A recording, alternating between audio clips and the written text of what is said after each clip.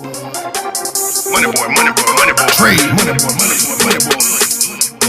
Trade. Private jet flights overseas. Damn people. Welcome back, ladies and gentlemen. This is the Toxic Masculinity Show. I am your host, MoneyBoy Trey, and today I am here with the very talented, amazing, and beautiful Sharie LaShell. How are you doing today? I'm awesome. How are you doing? You said what? I'm awesome. How are you doing? Oh, I'm blessed to be in your presence, and I'm actually amazed that it came together so quickly, seeing as I just found out about you Saturday morning at the Heal the Hood event. Yes, at the Heal the Hood Toy Drive. That's an event. I work with Heal the Hood, so we do that every year. And yeah, you saw me through the stream, right? The live stream? Yeah, Tony XP via Visicom Media, I believe it is. Yeah, he was there. Before we get in, please let these people know where they can find you and follow you and everything about you. Definitely. What's up, y'all? My name is Sharie LaShell. I am an R&B hip-hop recording artist. All of my music is positive music. You can find me at www.SharieLaShell.com, Sharie LaShell on Instagram, Snapchat, Facebook, YouTube channel as well, where I post updates on my music as well as covers for other songs. All right. So how long have you been singing and rapping? Okay, let's see. You know I'm finna get out in your business, right? You cool, you can get all in my business. We all right, we family right now. Let's see. I didn't fully start professionally performing until I would say maybe about 2015 as Sharie LaShell.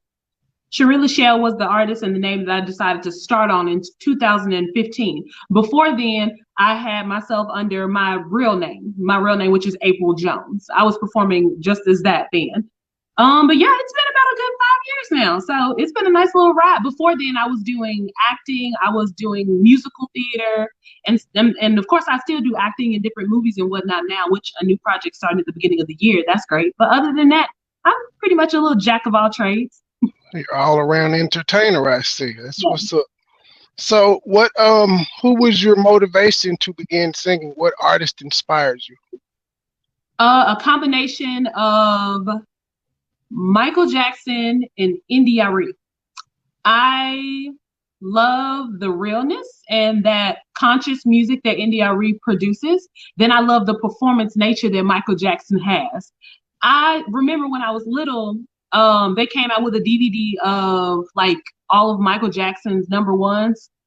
And I got so obsessed with watching that DVD over and over again with my mom. I would just play those music videos over and over again and would want to create that same type of attitude when I get on stage, that rawness. And when I get on stage, that's when I feel more like myself.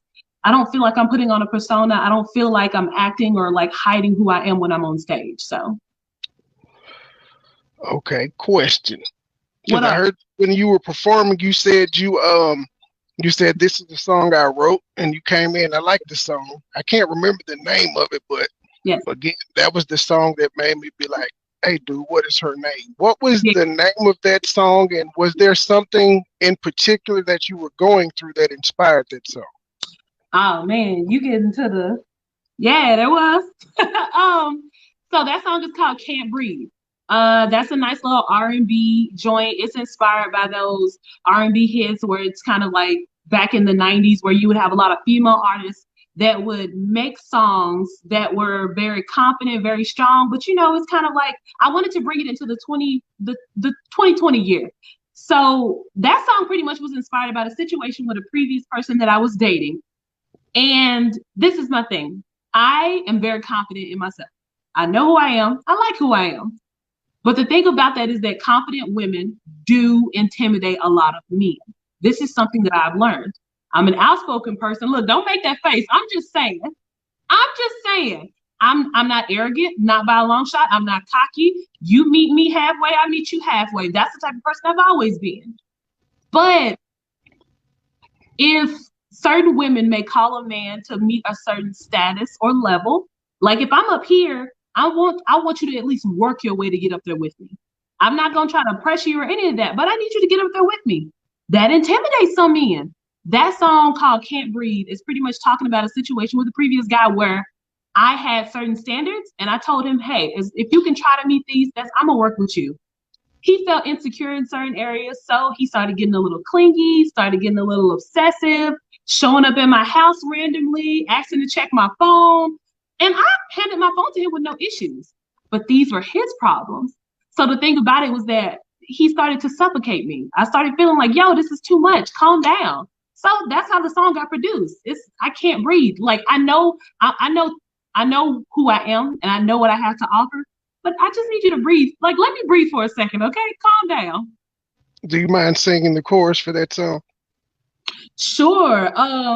Can't you see it's just you and me?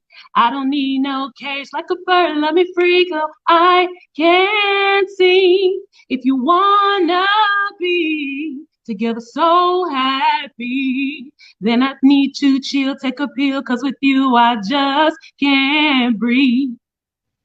Yeah, ladies and gentlemen, that is Sharie LaShell. This is who I'm talking to right now. The very talented, beautiful, and finding out that she's very diverse. Are you from Memphis? I am.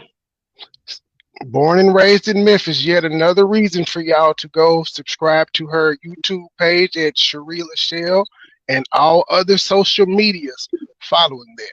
So I was looking at your Saturday night video. How did you come up with the concept for that? That song came out at the very beginning of this year.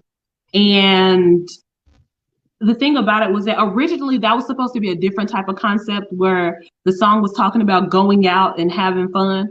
Then quarantine hit and COVID spread everywhere. So it's not really, encouraging to make a song about going out where everybody's locked inside. So I pulled the song back and I sat down and I thought about the fact that right now a lot of people are stuck indoors and it's hard to feel like you're having fun or hard to feel like you got some type of freedom when you're stuck inside all day. So rewrote the lyrics. I got Princess Yasmin on there. She is a dope rapper. I didn't rap on this one. I wanted somebody else to join me on it. And the song pretty much is talking about, yo, it's Saturday night and we can't leave the house, but we can still have fun. There's still ways for you to get up, turn your music on, do your makeup, put on clothes, or stay in your pajamas the whole time. It don't matter. That's the benefit of being at home. Me, I may be an extroverted person on stage, but at home, I'm very introverted. I will turn up all the music in my apartment, dance around my apartment, but don't let nobody see me do it through my window, though. I gotta hide at this point. But yeah, the song is pretty much talking about, like, let's just have fun. It's okay. It's okay. And I know it's stressful and I know it's a hard time to, like, live through right now, but we are living through history. So we need to learn how to adapt to these situations. So how has COVID hurt you as an artist and how has it helped you as an artist? Oh, that's a good question. Hurt me as an artist, not being able to go out and perform, not being able to work on my craft as much as I would, not being able to go to vocal trainings as much, and not being able to get out there in the public the way that I'm used to. It's helped me because that's challenged me. So if I can't get out there and perform, I got to find other ways to get it done. Performing, doing live, streaming. If you can't go out to network into group live areas, you better learn how to network and work your social media like you're supposed to. So it's, double-edged sword. It's like one side of it's bad. I don't get the social connection that I normally would like to in public places, but I've learned how to work my social media. I've learned how to do email streams. I've done a lot of research on learning how to reach out to different social media, radio sites and music blogs and things like that, getting information. I've used this time to work on my craft more at home and chosen to take a break. The video itself, if you watch, like when you guys get a chance to go to Sharie LaShell YouTube channel, the video itself is clips of multiple fans of mine, people who listen to my music, and friends and family that all recorded themselves dancing to the song in their living room with each other, just having fun at home, pretty much. That was dope. It was almost like one big TikTok challenge. It was dope. Yes, exactly.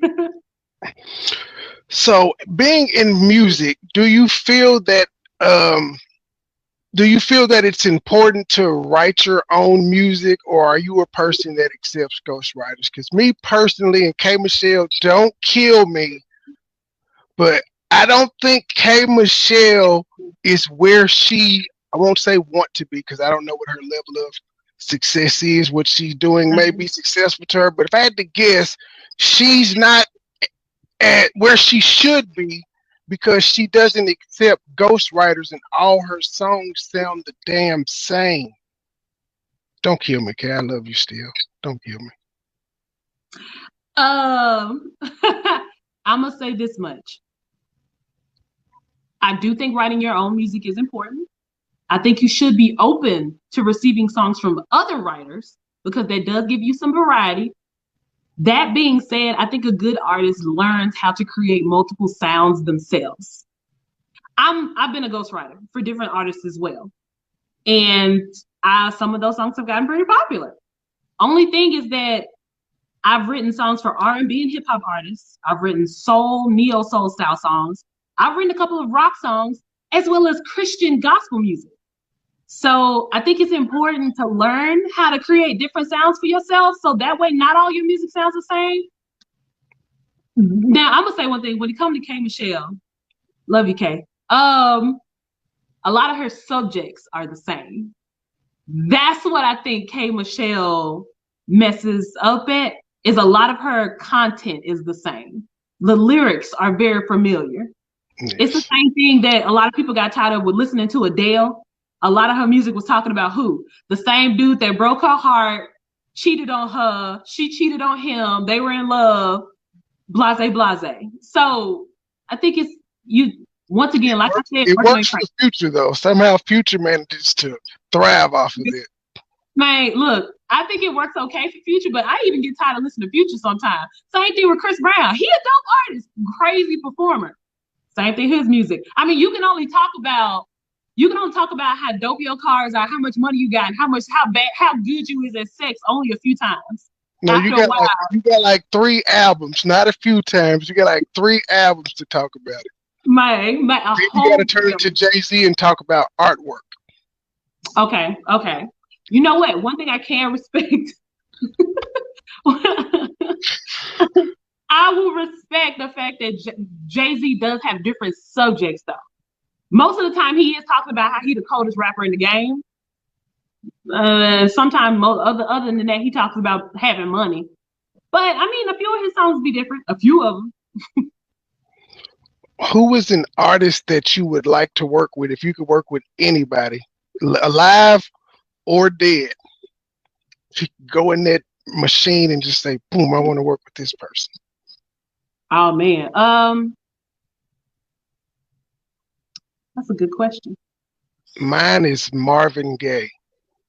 Oh yeah. Yes, Marvin Gaye would be dope. Dang. My go-to answer is always Michael Jackson, just because the different projects that I work on often create types of world creation. I'm really into world creation. Michael Jackson was one of those people where if he created an album, it took him 4 years in between each of his albums. And the reason why was because he created worlds around each of them. And it's too damn famous and he didn't have time to do that shit. Look, when you dedicated, you dedicated. He will disappear for 4 years and make an album. I think that's craftsmanship, man. I think that's dedication. That's dope. So I feel the same way. When creating music, I would want Michael Jackson would be the only person I can imagine that would be able to create a complete world the way that I would want to make it with the music. So have you put out an album yet? No, actually in the middle of getting ready to release an EP. We haven't released that date yet, but 2021 EP coming. Like I said, all 2020 been working on my craft, been expanding myself, learning, doing as much as I can. So come 2021, the EP getting dropped. Be on the lookout on my social in 2021 for the date of that EP. Okay, you gotta give me a current artist too. Who's current that you would want to work with? Ooh, Daniel Caesar. Man, her. You know what? her is one of those artists I definitely can't see myself working with. Just because. Summer Walker. Summer Walker for you? Yes. I'd be trying to get pregnant the whole time. I will say that just she redid what Usher did hit different. That was a dope song. I do like that. Some people don't do remakes well, but she did that remake really well. I like remakes unless Jacquees does them, and then I'm just like, nigga. Oh, I'm sorry, let me not make that face. Oh, I guess so. You don't like Jacquees either. I'm not alone. He's not my cup of tea. He's like a Vegas lounge singer. He's trash. He that got it, the wedding singer. He said trash. I'm not gonna call him trash, but he be out of pocket sometimes with some of the runs he be doing, and it's if he's trash, he's trash. His voice is just, it's something he does with his voice when he's singing that's just not it just don't hit for me. I don't listen to Jacquees. I've heard some of his songs, but nah. Ladies and gentlemen, once again, this is the Toxic Masculinity Show. I am here with Sharie LaShell, Memphis' own. Tell them where to find you at again, Sharie. www.SharieLaShell.com, Instagram, Facebook, Snapchat, Twitter, TikTok, Sharie LaShell as well. And yeah, just check me out, y'all. Stay tuned. So how do you feel about this new round of COVID restrictions that's going on? I think it's good they're put in place. I think a lot of people aren't taking it as seriously as they should, because at the end of the day, whether or not you believe it's a conspiracy, whether or not you believe it's real, fake, blase, wear the mask, man. Just avoid any issues. Avoid spreading it if you do catch it, because some people apparently can get it and don't even know they got it. So just avoid all the complications. Put the mask on. Just put the mask on. So if you're called right now to perform in front of 700 people, are you going? Because you know you can't sing in the mask. Are you going? I can't sing in the mask. I will go, but we probably gonna do something where I'm just sitting at a piano singing at that mic and like I'm away from the stage. You still in the building? What the hell is being at the mic? I mean, what is being at the piano going to do? You ain't let me specify. See, I ain't know you said in the building. I ain't know we was inside. I'm imagining in front of 7 people outside. 700. 700 people outside. Enclosed. If we enclosed, I'm gonna do this. Okay. Let me rephrase it. Okay. You were booked for the Black Affair that just happened. Okay. I will stream in. I will up whatever internet. I got Xfinity. I up it all. Make sure everything's set up. Make sure the background look great. Have nice lights. All of that. I will make it a live stream performance. I'll let that be it. Cause I haven't seen one person in them jacked up outfits say they got sick. I'd have performed. I'd have went there and tore it down and just been like, hey, if I die doing what I love. If you die, bro. Man, if I die doing what I love. I wouldn't blame it on COVID. I don't want to blame it on. No, I'm gonna say I just wouldn't want to put myself in the pathway of it. I stream online. If we was outside though, that's a different story. I'm gonna go if we outside. I'm gonna tear it up if we outside. But we trapped inside, man. You know, folks don't cover their mouth when they cough. No, we weren't doing that before or after COVID. But some of the stuff they got is just ridiculous. Some of the shit that they say do. Yeah, there was a bunch of the confusion that was going on with people saying, "Oh, you can get taken to jail now if you ain't got your mask on," and a lot of at one point in time there was a bunch of I would be running that day.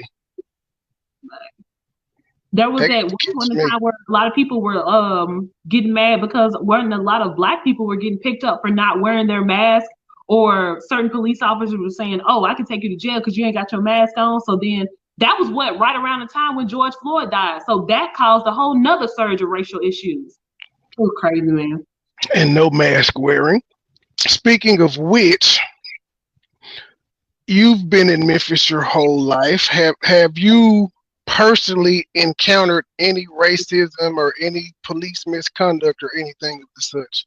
For sure. For sure. Memphis, I love Memphis. Don't get me wrong. I love Memphis. This is my hometown. This is my city. I live in downtown Memphis. But you're going to experience nothing downtown. What you get? What did you get? When somebody called you a nigger? Yeah. Actually, I have been. Yeah. Down Is here. Is that offensive in 2020? I think it's still offensive. In my opinion, it is. Were you offended?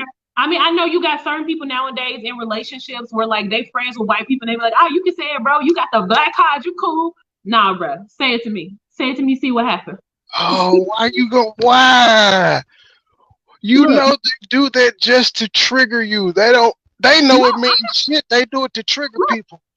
I know how to maintain a proper image in public. I know how to do that. I know what bait is. I'm not stupid. But the moment you say it to me, you just showed your card. I know what type of person you are. I know what you're going to try to pull. You just exposed yourself. So now I ain't going to be stupid. I ain't going to mess with you no more. I'm just okay. I've had friends here in Memphis that are white that become friends with me just so that they get to use the N-word. And when I bust their bubble and said, no, don't use it with me, they got offended. Like, oh my gosh, me as this white person, I became your friend. I gave you your white friend. The least you could let me do is say it. Man, whatever. Oh, yeah. So you hanging out with them 22-year-old white people? No. They're actually, the person I'm thinking of was 27. Nah.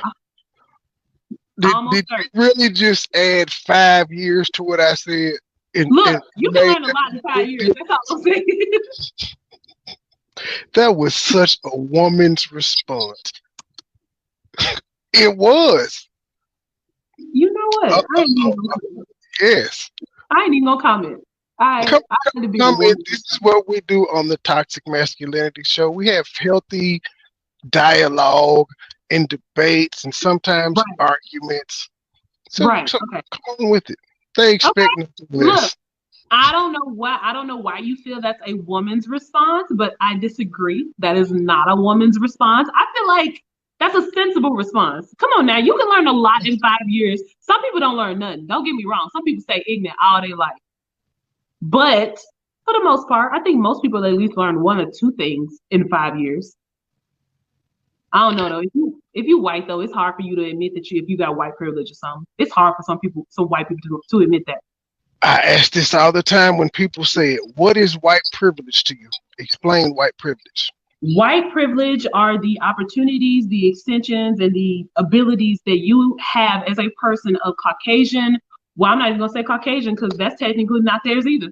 A person of pale or fair skin tone or Scandinavian heritage, you have opportunities and just abilities that other people, like you are able to do certain things that certain people of color cannot do.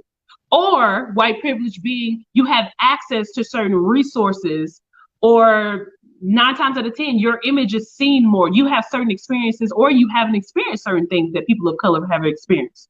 For instance, most Black people have been in a room where they've been surrounded by a bunch of white people before, and they probably were the only Black person in the room.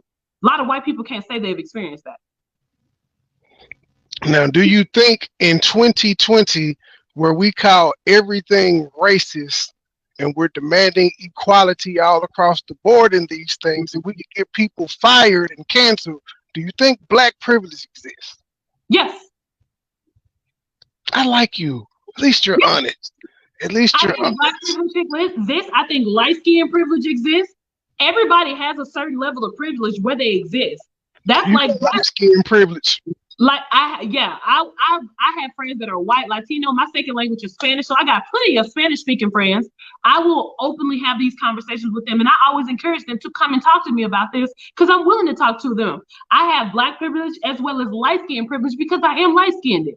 People that are white or other races typically think that I am more friendly or that I am more approachable because I'm light skinned. There's some truth. There's some truth to that stereotype, though. You know, the angry Black woman is typically a angry dark-skinned Black woman. And you know what's messed up? The reality is that quite often in music, they always say which one is actually the mean one, the light-skinned one. Because y'all evil. Ooh, The dark ones are loud and nasty, and y'all are evil and snobbish. No. It's just the stereotypes I've had and observed in my life. Well, see, we gotta stop. We gotta stop believing in stereotypes. Now, is some truth to some stereotypes. It's truth to all of them. That's why they exist. I'm gonna say some of them because not all of them are. How many black people you know don't like chicken? Actually, I know quite a few. I have some friends that are vegetarian that don't like chicken at all. They don't count. Those aren't even human beings. They eating bowls of leaves and shit. Don't nobody want to. No, look, they are still human. They just don't like chicken. And I know plenty of white people who love watermelon. So I don't like watermelon. You don't like watermelon? No. Why? What's your favorite fruit, man? My favorite fruit is strawberries, followed by kiwi, then mangoes, pomegranates. I'm weird. I don't like cantaloupe. I don't like none of the fruits niggas like. Look, I'm gonna say I think that has to do with what you've been exposed to, what you like. Because my favorite fruits are mangoes, pineapples, dragon fruit. Well, we both had mango in there. Pineapple, yes, I like that. Dragon fruit, I've only had it a few times, so I really haven't made a decision on it. Yeah, it's good. I really like it. They expensive though. One dragon fruit is like $5. So I don't eat them too often, but I do like them when I can get them. But yeah, I think it's about it. I think it's about exposure. What have you had a chance to experience? What have I had the chance? And what in terms of food? Like just saying stereotypes in the conversation for stereotypes. I think it's about what you've had the opportunity to like experience overall. So, well, from first through eighth, I was like the only black person in my school. Gotcha. Mm-hmm. So yeah, I've experienced both sides. But people never believe me when I say I personally have never encountered racism in Memphis.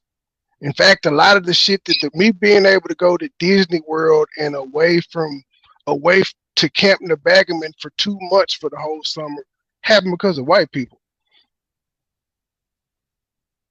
Now, let me ask you a question. What's the word? Dang it, I can't even think of the word. Affirmative action. What about it? I think it's trash. I think it needs to go. Simply because. But, hey, let me ask you a question though. The fact that you were the only black student in your class at your school. Oh no, it was because my mama was Catholic. She went to a Catholic school and she paid tuition. It wasn't affirmative action. She paid. Do you think that your mother and my brother went as well? Okay. But we're 4 years apart, so I still really right. Yeah. I guess I just look at it like to a certain extent, even with affirmative action being something that's existent, you kind of have to also pay attention to the fact that these people who look at these applications, even if mama could pay their tuition, they still had a slew of black people to choose from, and they had to only get at least one in the school so that they didn't have to seem racist. That's not true, because niggas wasn't Catholic back then. It's still not a lot of black Catholics out here. The families are dying off because my family was one of those type families, and our kids and cousins aren't going to the Catholic. We're not sending our kids. They're like our moms and them did, but it was kind of like a tradition. They didn't care whether it was good or bad. Like we had no input in what school we wanted to go to until I got put out, and then it was where you want to go. No, I think for me, I went to Willow Oaks. Then after Willow Oaks, went to Elliston Baptist Academy, which was of course a private school. Same, only black kid in the class. Elliston Baptist, that was a black Catholic school. I mean, black private school. Hey, hold on. At first, it was all white. When they finally started letting other people from around the area into the school, I was a part of that first class. So I was only the only black person in my class for a couple of classes. Then as the years progressed, more black people started coming there when they learned about the school. At first though, One too many of us there. Yeah, because like when I was coming up, Bishop Byrne was the school that the black people went to. I was at Holy Rosary, and that's because my mom. It was the tuition. She was Catholic, and the guy that was the head priest used to be her principal when she was coming up, and he knew my grandma and all of that. But I don't like affirmative action simply because, just say you, for instance, you turn into the next Def Jam and you got this big conglomerate company. Would you want the government coming to you telling you, hey, I know you built this shit from the ground up. You want to help your people and all, but we got to have some diversity in here. You got to hire 4 white people, 3 Hispanics, 2 Asians. Would you like them telling you to do that with your business? I wouldn't mind it. Just being honest. No, I'm going to be real clear. This is the reason why. Hold on. Let me explain why. When it comes down to that, depending on what image you have for your business, as much as we definitely, you need to support Black businesses, you need to support Black money, all of that. That is very important. But at the end of the day, diversity still definitely pushes the market. At the end of the day, the reason why in the beginning, a lot of people don't even know, but in the beginning when Walt Disney first created Mickey Mouse and all of that, most of his stuff was all geared towards what? Neo-Nazism, racism, German, white people type of stuff.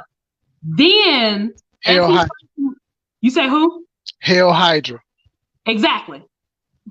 Then as time started moving forward, he started creating other images of different people that look different in his media, in his shows, all of that.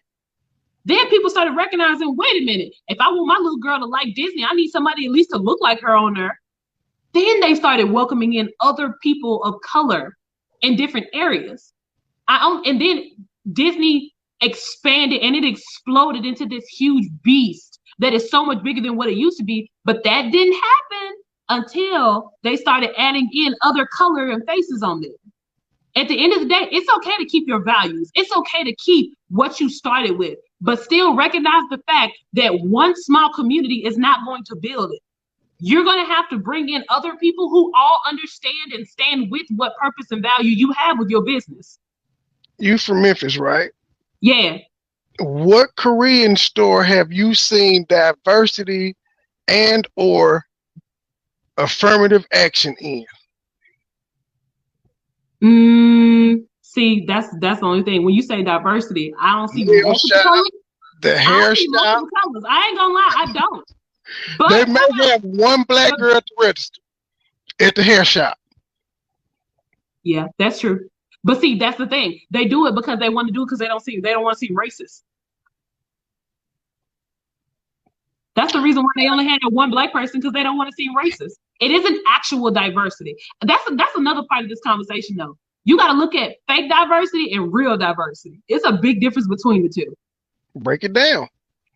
Fake diversity is like we just said, when they have that one Black person sitting at the register up front, or they probably have the one person. Oh, this is my favorite one. When you go to different churches and then they finally get their first white churches, they get their first Black member and they change the title to "We Are a Diverse Church." We're a diverse community now. No, good one. All they got is one Black person at their church or one Latino at their church. Now we're a diverse. Now we're a diverse community of worshipers.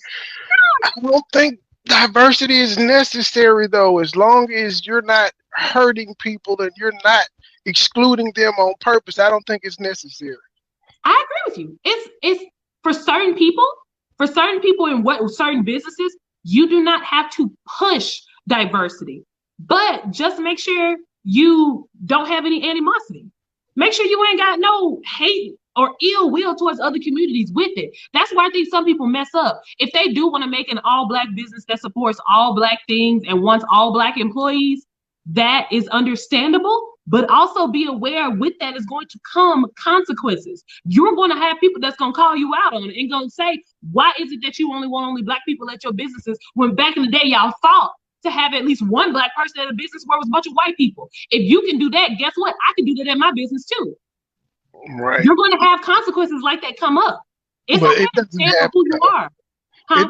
It doesn't happen though. No white people are going bothering black businesses telling them you should hire more white people. That's not happening. That's some shit we do. Keep it 100. That's some No, shit we do. I'm looking at it as if the table turned, if everything flipped. If everything flipped, man, we would be in for some hell because we do some petty shit to white people. As if they don't do petty stuff to us. We all petty in this joint. Yeah, Same way that black folks be posting them memes about black people thinking mayo is spicy. It be the same thing when white people be asking black folks to touch their hair. I like Chipotle sauce. I do. I like Chipotle sauce. Spicy, man. I like it too, but I be tripping when folks be posting them memes talking about some Chad don't like mayo because it's too spicy. Or if you add too much salt, it's gonna be spicy. I haven't had a white person ask to touch my hair since grade school. I get it all the time. I go to that's because you're a girl. I know white girls going up to dude talking about, can I touch your fro? Can I touch your dreads? Depends on what community you in, baby. Because at my church, what church is this? My church is multicultural. They ask too. It's South Point. You go to Life Church? Multicultural. But no, my church actually is multicultural. They got more than 10 black people at the church. Can you believe it?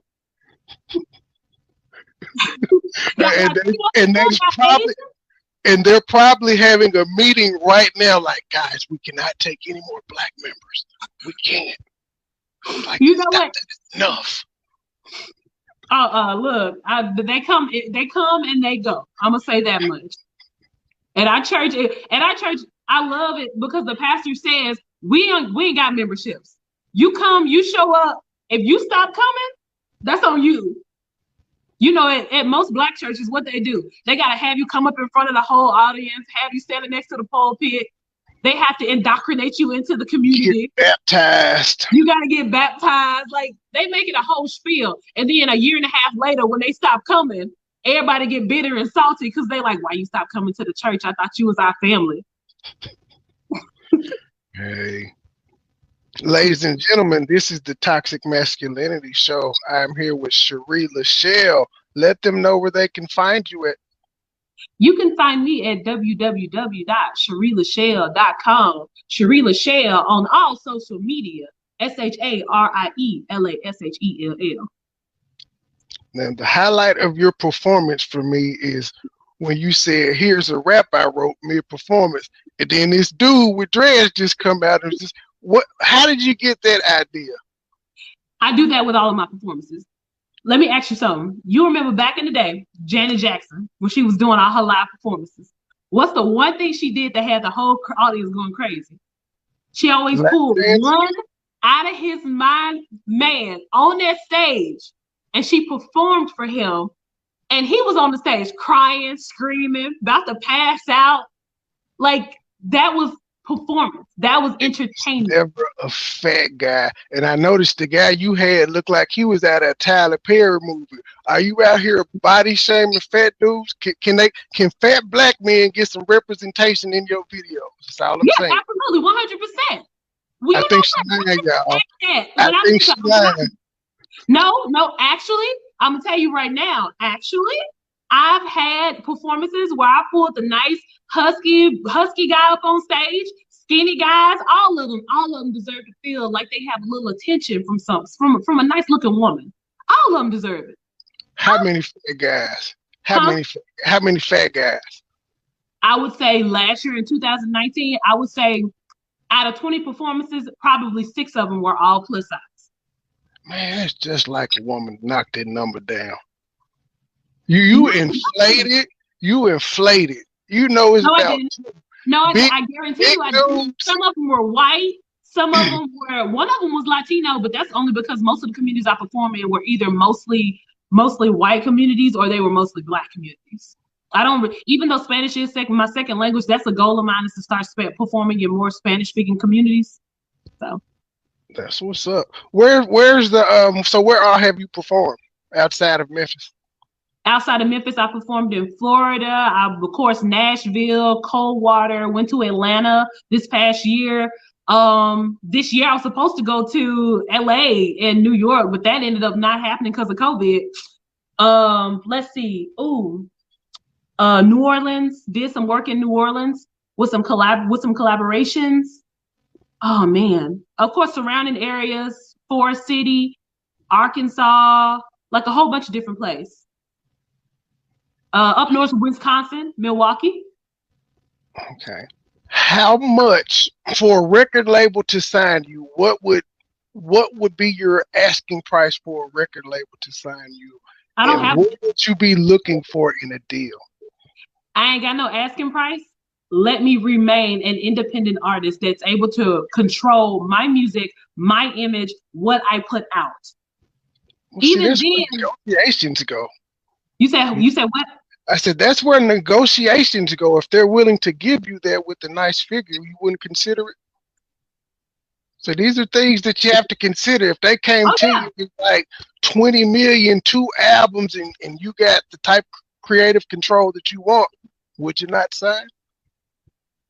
I still have to read that I have to read that contract multiple times. I would need to look at what other artists they have on their days. Because just because I'm the one artist that's signing as an independent artist, what else track record have these other artists with the same label had? I'm a part of an artist development course as well, where with Heal the Hood, we do artist development. And we teach them about what your contracts look like. What's a 360 deal? What does all of this stuff look like when you sign with labels? So my thing is that if a record label wants to sit down with me and say, yo, we're going to give you straight up 150 million off the top, record label, we got your music, we have you locked in for 10 years, long as you work with us. Okay, what are the specifics of that contract? Because just because you coming with me with millions of dollars and you offering to help boost my career, that's 50 million a year. Yeah. I don't know now. I would be tempted.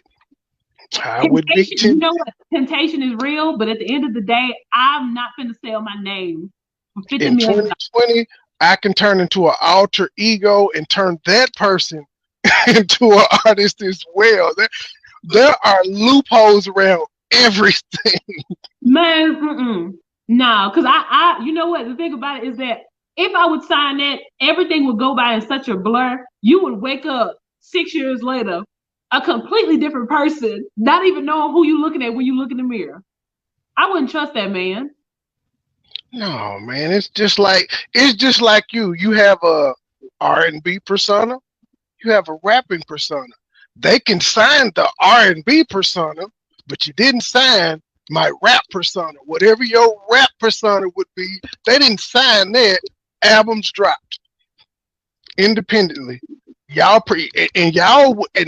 in the big picture, they would have promoted my alter ego side because I would have been using my alter ego on their albums that they're pushing and promoting. People can still find that though. Like that's still going to follow you as a human. At the end of the day, you can never leave that. Same thing with Miley Cyrus. Who was she at first? Hannah Montana, off that TV show.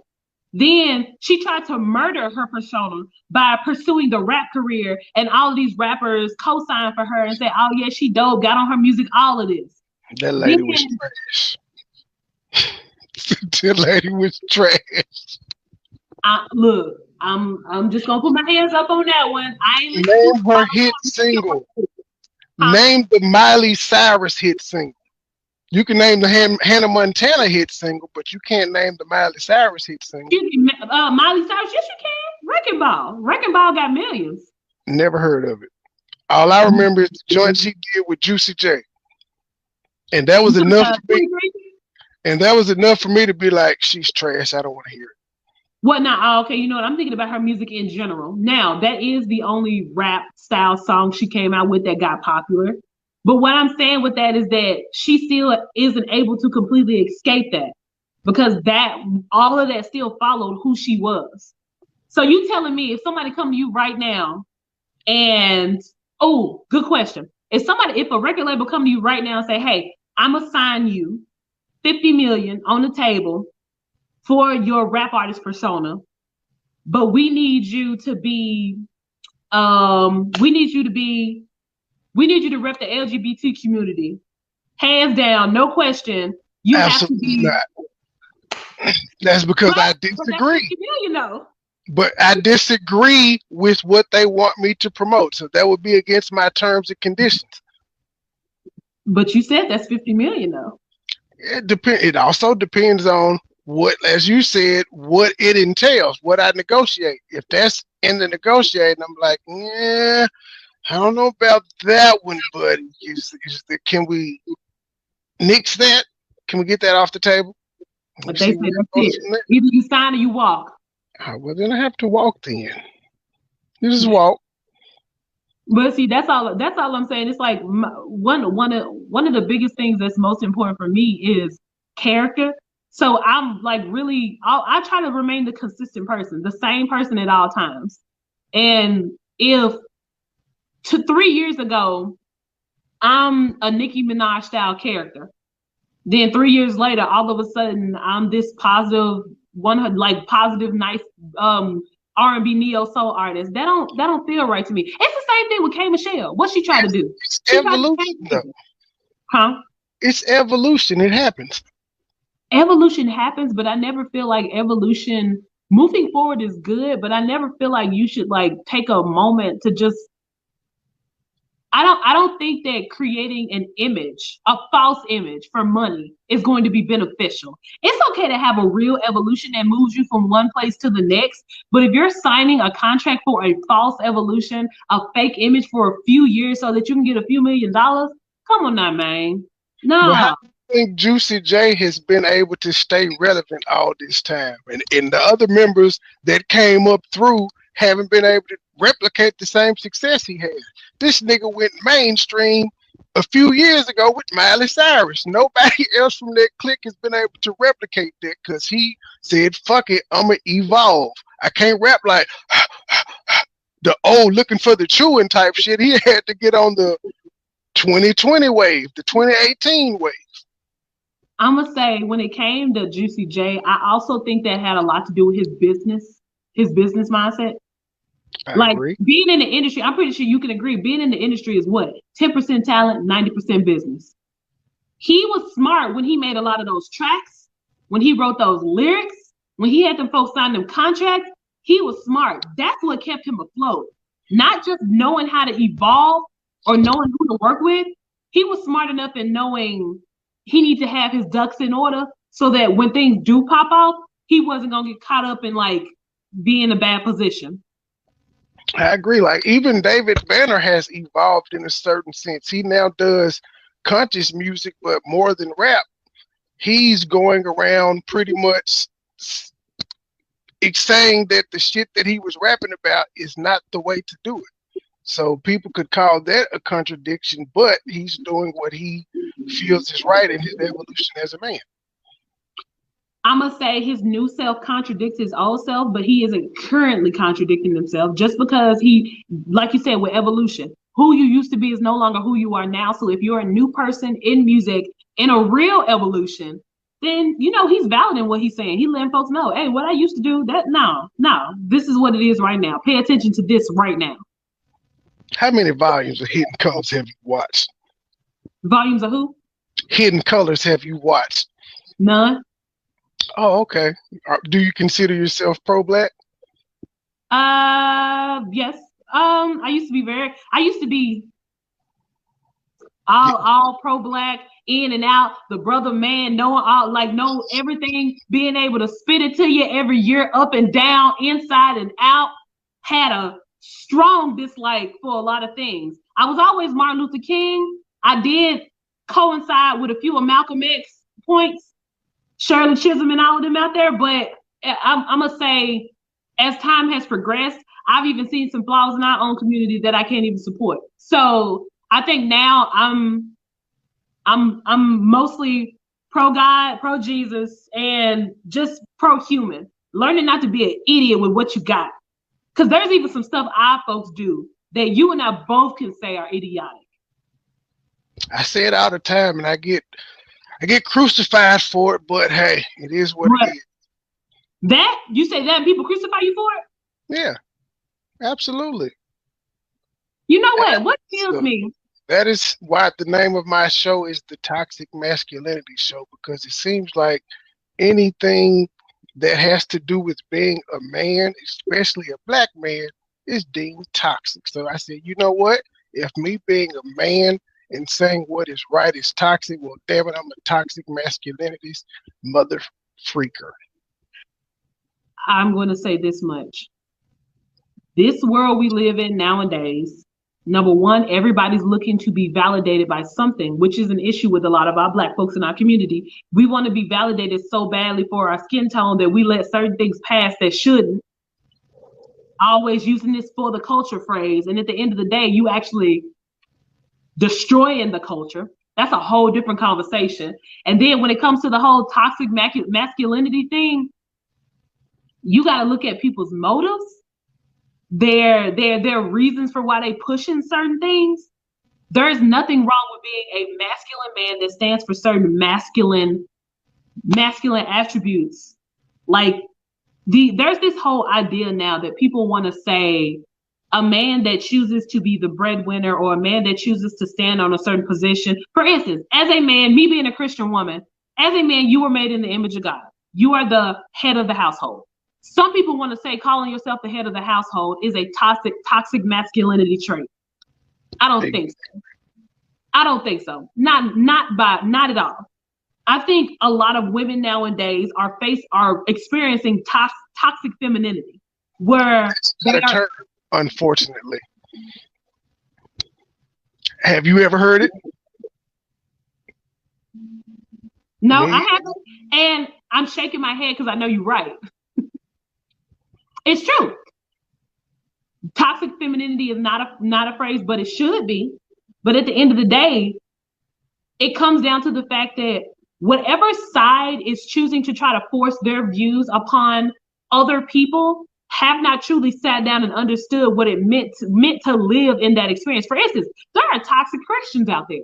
Christians that want to tell everybody in and out they going to hell. Christians who want to fix people. Christians who want to. Yes, I said it, my mom. The Christians who want to force people into certain boxes. Christians who want to tell people up and down how right they are because they are Christian and how wrong you are. I think that's very toxic to the community. I hate that there are a lot of people that do that. Same way that I hate that there are a lot of black people who reflect our community wrong. Same way that there's a lot of women who reflect my community wrong. This is the reason why you got a lot of men like yourself who take that title toxic masculinity and you own it because there's a woman that was so angry and bitter about certain things, or they were so arrogant or prideful about what they believed in, they tried to force it upon you, and you like, you know what? Fine, I'll take it and I own it because you're getting on my nerves with it. Yep. As soon as I correct something a woman does, they say, your mama black. But you see what I just said about my black mama? She's a toxic Christian. Oh, man.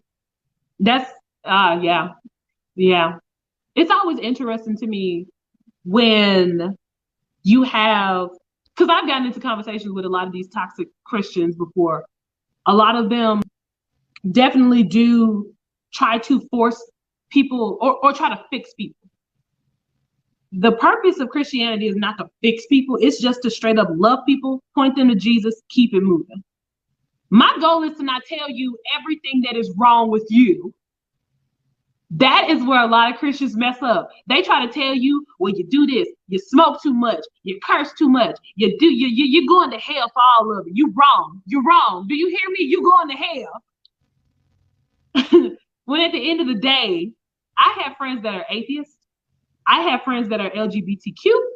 I have friends that are white, black, Latino, Muslim. I have friends that are part of the Brothers of Islam, all of that.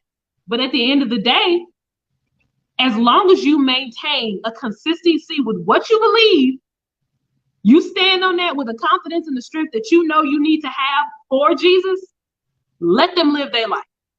The point of living any type of image that you have, whether you black, whether you white, whether you're a Christian, whether you're a woman or a man, the point of it is to represent that community in the correct way.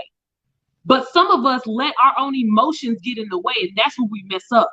We get offended at little stuff. We get angry at the things that are irrelevant. Then we end up messing it up for everybody else. Let the church say amen. Amen. I'm sorry. Look, I hate that. I hate that there are a lot of women nowadays making men feel like there's something wrong with them for being masculine. I do hate that. Well, it's just a vicious cycle because most of the men that actually bow down to that shit are men that were raised by their moms, and so they feel like women are always right and they can't say anything back anyway. So it's a cycle, but luckily for every positive, there's a negative. Opposites attract. So that's why they have me. For every beta male and a simp out there, you have a toxic masculinist like myself that's saying, snap out of it, nigga. Snap out of it. Man, that's always interesting to me too. You have a lot of those males that you, like, for the phrase you use, beta males, where they grew up in a home probably surrounded by mostly females. And I don't think a lot of people understand just how much your childhood affects what you are now. People don't realize that. That's like some really deep-seated, deep-rooted mess that lives with you for the rest of your life. So your childhood strongly influences who you are. Like, at the end of the day, I'm sorry, I believe every household needs to have some type of male figure that is a positive male figure. They don't have to be the father. It could be an older brother. It could be a mentor. It could be a strong uncle. It could be someone that you see has a good image on that young man. But at the end of the day, every home does need a male figure and every home needs a female figure. They are equally important. So when you have my biggest, and I know I'm going to get crucified. Look, I'm on your show now, and I know I'm going to get crucified for saying this. But I hate it. I got you back. Thank you. I'm going to say hate is a strong word. I deeply dislike when I hear women say, I am the mother and the father. Speak on it. No, you are not. You are a mother that had to make do with the situation she was in, so you adapted. But you still were not able to teach that young man how to be a man. That young man is working off of the attributes that are general between both men and women after growing up in your home. But guess what? I can guarantee you right now, there is not a man on this planet that can say they got older and when they got into relationships and other experiences with other men, they knew what to do if they were raised in an only female home. There are a lot of black men. I'm pretty sure you can attest that there are a lot of black men that probably started out with a lot of toxic, messed up relationships or experiences because they didn't know how to activate that masculine part of them, that male part of them, that part of them that's called to be a leader, that's called to be the man. They didn't know that's called to be the provider, the protector. They didn't know how to activate that part of themselves or deal with their emotional balances in that area. So they made a lot of stupid mistakes. Facts.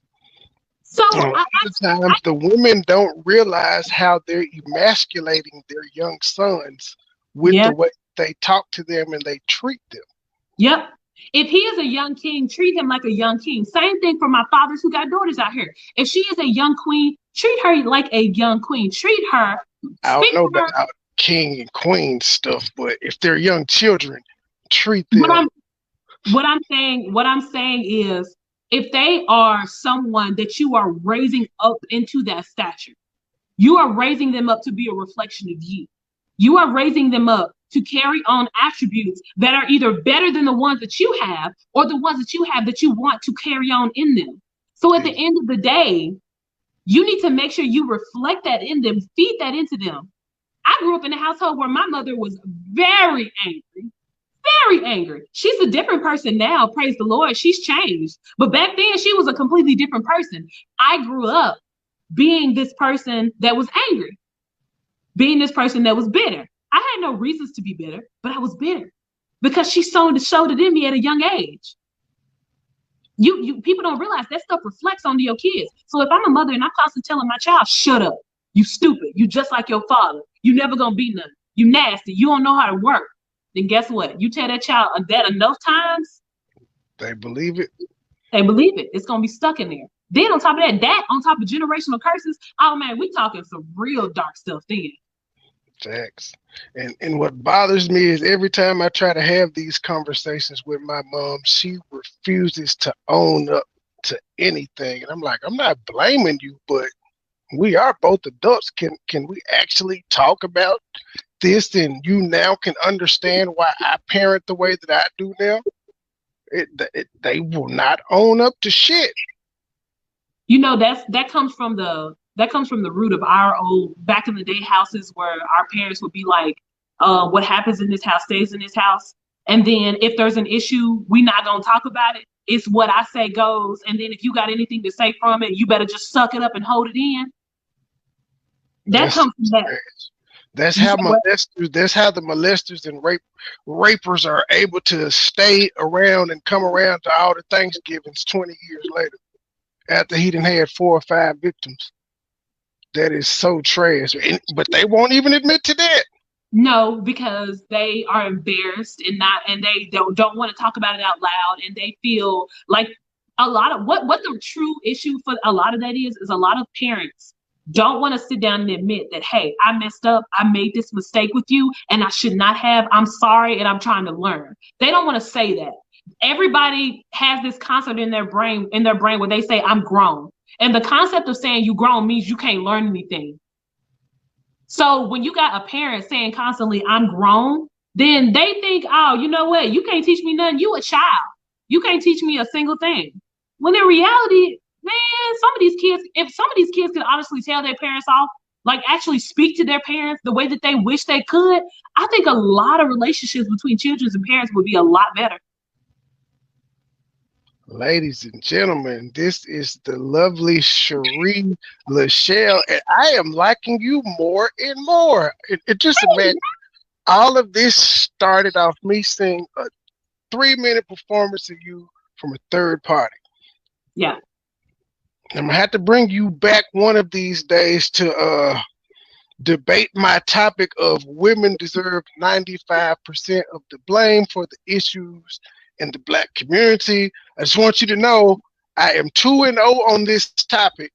And one time, the Most High himself even came and intervened and shut all the women down that were on the panel. It's the funniest shit in the world. It's on camera. The Most High, he came and did it? Yes. Oh, I need to watch this. Hold up. I will inbox you the episode as soon as I can think of which one it was. I made it into a clip, so I got you. It was funny because they were on there talking big shit, and I was whooping their ass, and they couldn't combat me. And then they just bloop, one dropped out, the other one paused, and I was like, it had to be God. Mm-hmm. With him.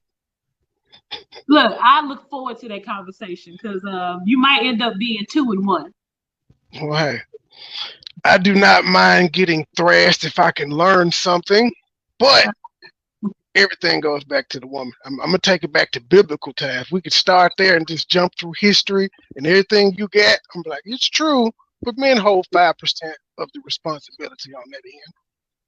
We ain't putting all the blame on y'all. We'll take 5%, but y'all are the shit starters. I mean, if you want to get into that, just know I'm a little bit of a Bible scholar, so I might be actually dropping some facts that you don't know. Ooh. Hey, let's get into it. Well, ladies and gentlemen, this was the Toxic Man. Oh, I'm sorry. Please let them know where they can find you at. You can find me at SharieLaShell.com. Also, YouTube, TikTok, Facebook, Twitter, Instagram, any social media, Sharie LaShell. Get on there, check out any of my videos, any live performances. I promise it's much better than what I did today. I just wasn't in the right space. But get on there, you can see so much better. You did. Actually, you did a dope job to be on the spot like that. And I enjoyed you. Hopefully, the listeners out there enjoyed you as well, and they heard something other than music that may get them to be like, hey, this person is dope. Let me check them out. Let me support. Yeah. So thank you for coming to the Toxic Masculinity Show, which a lot of women don't do because they think I hate women. But then every time I have a show with the woman, they're like, I enjoyed this. This was cool. Nah, you don't hate women. You just got some strong opinions.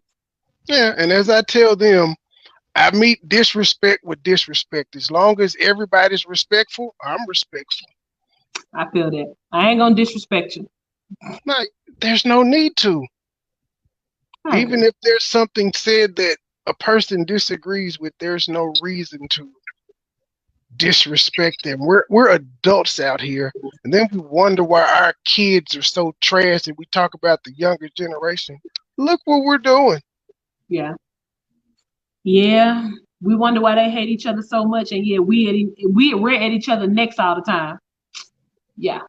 Politics, religion, the Jordans coming out versus Kanye's. Is Kanye a coon? Is Candace Owens a coon? Who black? Who ain't? Oh man, yeah. You say who?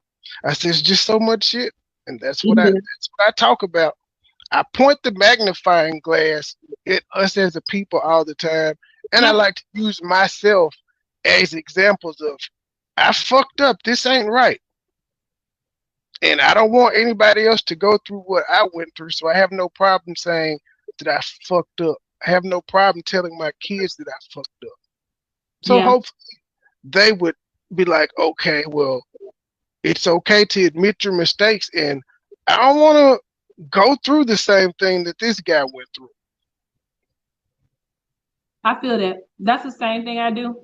Because I do mentoring and stuff too, and with a lot of those young ladies, I sit there and tell them, look, it's not a thing under the sun. You can tell me that you messing up in now that I probably ain't did. So come on, be real with me, be honest. We're gonna figure out how to go from there. But just do me a favor. Don't be fake about it. Don't try to sugarcoat it. Don't lie on it. Because whatever part you hide, that's 9 times out of 10 the worst part. And that's the part that you probably could have got help for, then now you're not because you're trying to hide. You're trying to lie. You're trying to be perfect. And we're going to end it on that note. Ladies and gentlemen, this is the Toxic Masculinity Show, episode 24, with the lovely Sharie, LaShell. If y'all don't like, share, comment, and subscribe to this video and her social media and her YouTube, you ain't black. You heard it here first. You ain't black if you don't subscribe to her YouTube and like, share, comment, all that good shit on this video. Boy, you sound like our president. I know he shamed niggas into voting for him, so hopefully I can shame niggas into liking this video and coming to subscribe to your channel, because she is one of Memphis's own, and as y'all can see, she sounds like she's a level-headed young lady with her head on her shoulders and a budding career. As long as y'all support. As long as you support. Peace. Thanks. Bye. MoneyBoy. Trade. Trade. Private jet flights overseas.